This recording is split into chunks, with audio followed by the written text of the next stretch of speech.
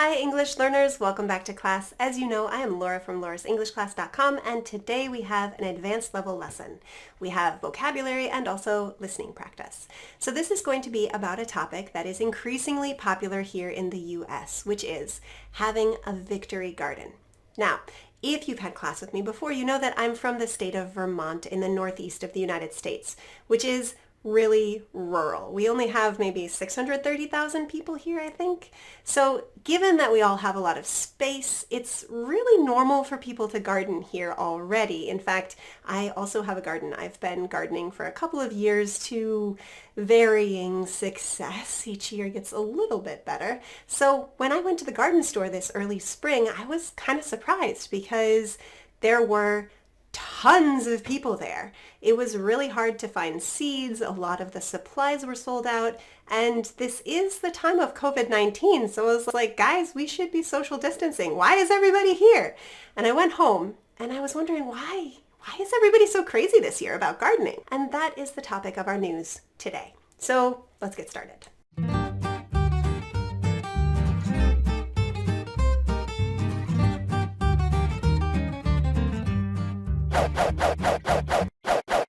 The way that this will work today is that I'm going to introduce 15 vocabulary words and expressions, and then I'm going to give you the chance to practice them in a listening activity. First, just listening, and then with a transcript. So here are the 15 expressions that we're going to talk about today.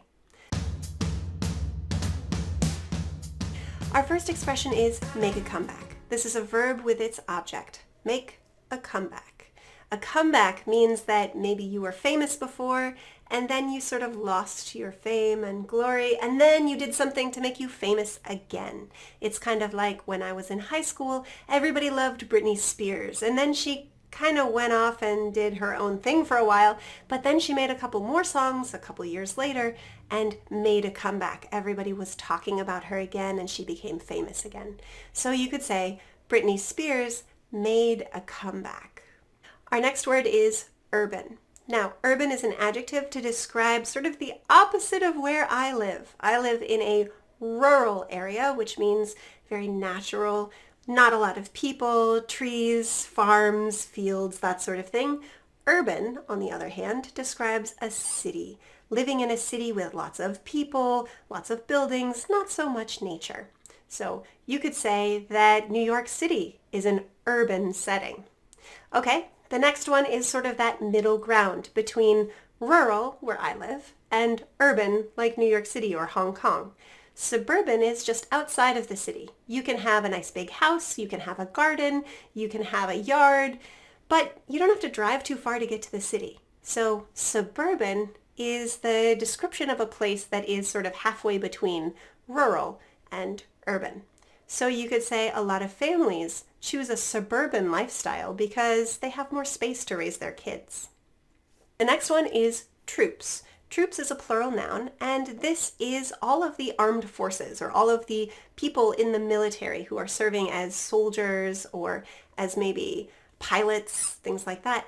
They go overseas and they are our troops. So in a war, you would say you have to support the troops. That means support the people who are fighting the war for us, the troops. The next one is to plant seeds. To plant seeds, that one means the action of taking a seed, digging a little hole in the dirt, and planting it. So plant is actually a noun, the thing that grows out, and it's also the verb of putting the seed into the soil. An example would be, I need to go and plant some more seeds today because the weather is nice and it's still early spring. Next, we're talking about a word family, production, produce, and produce. For this, you have to be really careful of where the stress is in the word. So first is a noun, production, production, production. So we're stressing duck, production. This is a noun that refers to all of the things that have been made. So you can say COVID-19 is going to influence the production of food in the United States. That means that all of the food that is getting grown and that is getting processed and getting made might be influenced by COVID-19. The next one is the verb, which is produce. Produce. Here we are emphasizing deuce as well. Produce. And that just means to make. So you can produce something, to make something, right? This farm produces a lot of corn. This farm grows a lot of corn. It produces a lot of corn. Next, we have the noun. It's produce.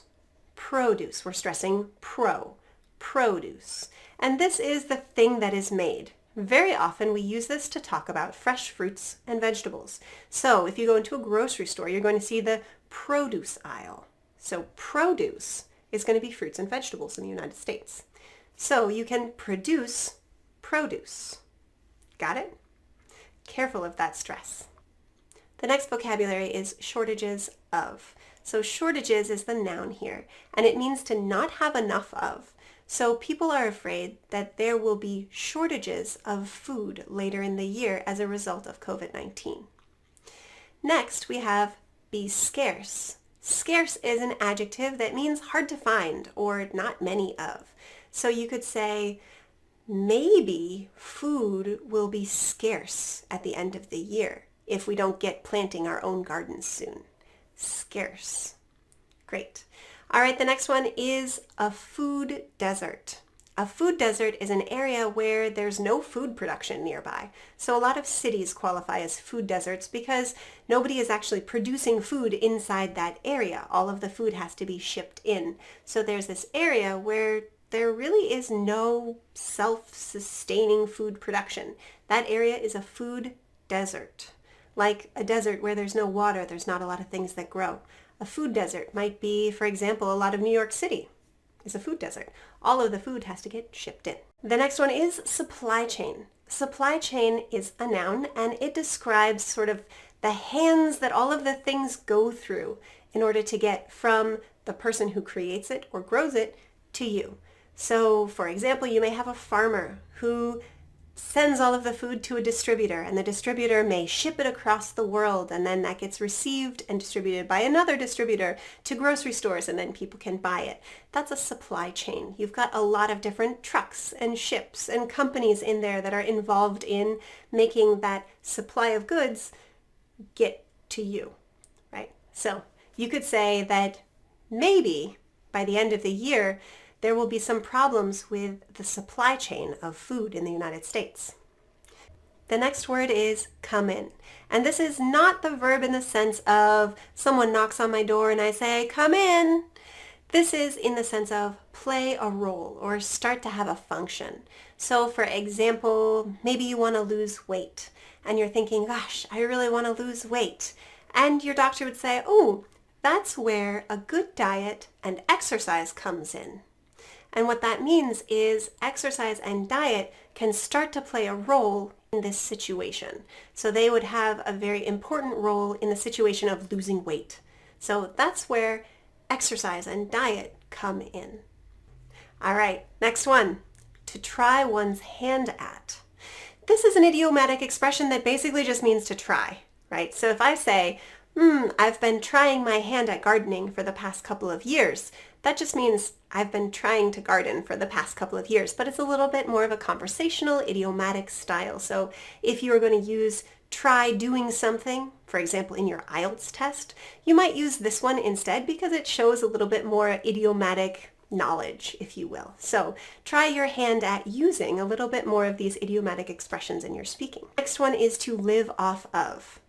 To live off of means to survive on something. So for example, in my garden, maybe I have grown some potatoes and maybe I don't have enough potatoes to live off of them for a year. I would have to eat my potatoes and then buy more. So I can't live off of the potatoes in my garden, for example. All right, the next one is harvest. Harvest is that great time for every gardener when you get to go out and pick what you've grown. So your plants have grown, now they have all of their fruits and vegetables, and you can harvest them. Harvest is both the verb and it's also the noun of all of the things you've collected. You can say, whoa, I got such a big harvest this year. Fingers crossed. The last one is to offset the cost of. To offset the cost of means to try to reduce the cost of something by doing another thing. For example, maybe you have an electricity bill every month. And you start to think, oh, my electricity bill is so high. So you go and you buy some solar panels and you put them on your roof. Now the solar panels are going to offset the cost of electricity because you're going to be producing some electricity in your own home. So it will make your electricity bill go down because you're producing it. You're sort of replacing some of that need with something else. You are offsetting the cost of electricity. Great. All right, so now we have done all of the vocabulary. Hopefully you feel pretty comfortable with all of these words. I'm going to read through them one more time, and then we're going to do the listening. So please pay attention for where these words are and how they're used in the listening activity that's coming in just a second. So here's the vocabulary first. Make a comeback, urban, suburban, troops, to plant seeds, production, produce, produce, shortages of, be scarce, a food desert, the supply chain, to come in, try one's hand at, live off of, harvest, and offset the cost of. Okay, first in the listening, you're going to hear it with no subtitles or transcript. Then you're going to hear it again with the transcript. Please follow along. And of course, at the end, if you have questions, you should let me know down below. All right, cool.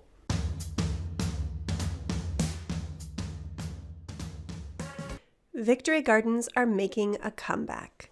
The concept of a victory garden was started in 1917 during World War I. Americans living in more urban or suburban settings were encouraged to start small backyard gardens of their own to help increase the production of food. This way, more food would be generally available, but especially for the troops fighting abroad. That's how these gardens got their name, implying that if we had these gardens, we would also have victory in the war. Now, with the world in quarantine, farmers are realizing the impact lockdown may have on their food production this year. Without workers to plant seeds this spring, many farms are struggling to keep up with their usual production. This is making many Americans afraid of either rising produce costs or upcoming shortages of basic fruits and vegetables. Of course, this will also raise the cost of meats and other foods if grain and corn become more scarce.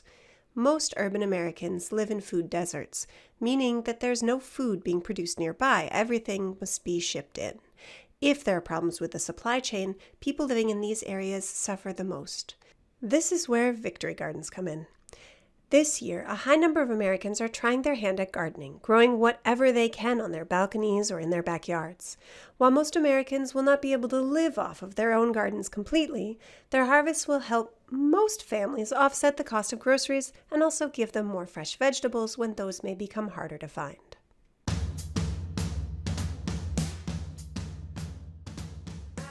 Victory gardens are making a comeback. The concept of a victory garden was started in 1917 during World War I.